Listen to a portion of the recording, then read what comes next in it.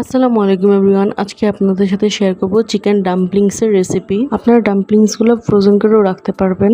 So দেখিনি আমরা কিভাবে বানিয়েছি। আমরা প্রথমে কিমাটা রেডি করে নিব। তার জন্য প্রথমে সুইট কর্ন, দেন পেঁপে, আলু, গাজর দিয়েছি, দেন আমরা মুরগি মাংস দিয়েছি।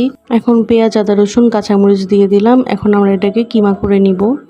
আমাদের কিমাটা ভালো মতো হয়ে গেলে আমরা এখন এখানে লবণ দিয়ে দিব, দেন চিকেন পাউডার দিলাম। এখন সয়া সস এবং নাগা সস দিয়ে দিব পরিমাণ মতো। এখন আমরা কিমাটা আর একটু ব্লেন্ড করে নিব যাতে ভালো মতো মিক্সড হয়ে যায় সবকিছু। এই তো আমাদের কিমা হয়ে গেছে। এখন আমরা এটা হাঁড়ির মধ্যে এটাকে নামিয়ে নিলাম। তো আমরা ডাম্পলিংস এর কিমাটা কাঁচাই রাখবো, তাই আমরা তেলের তরকা দিয়ে দিব। সো তেলে আমরা দিয়েছি আদা কুচি, তেজপাতা, দারচিনি, এলাচি এবং গোলমরিচ। দেন তেলটা গরম হয়ে গেলে কিমার মধ্যে তেলটা দিয়ে দিব এবং ভালো মতো মিক্সড করে নিব। এখন আমরা ডাম্পলিংস বানাবো। আমরা এখানে রেডিমেড শিট ইউজ করেছি যাতে ডাম্পলিংস গুলো তাড়াতাড়ি বানানো যায় এবং টাইম কম লাগে।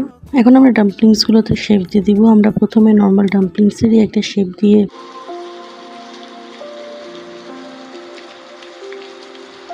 আমাদের একটা স্টাইলের ডাম্পলিং বানানো শেষ। এখন আমার বোন একটা অন্য স্টাইলের ডাম্পলিং বানাচ্ছে। এটা শেপটা একটু অন্য টাইপের। দেখে নিন কিভাবে বানিয়েছে ও।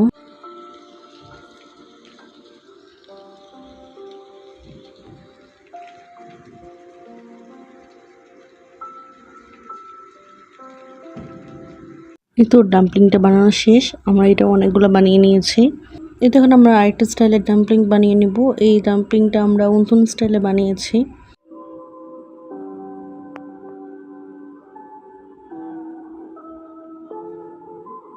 এই তো আমাদের এই ডাম্পলিংসগুলো বানানো শেষ হয়ে গিয়েছে। রেডিমেড শিট ইউজ করাতে আমাদের টাইম কম লেগেছে ডাম্পলিংসগুলো বানাতে।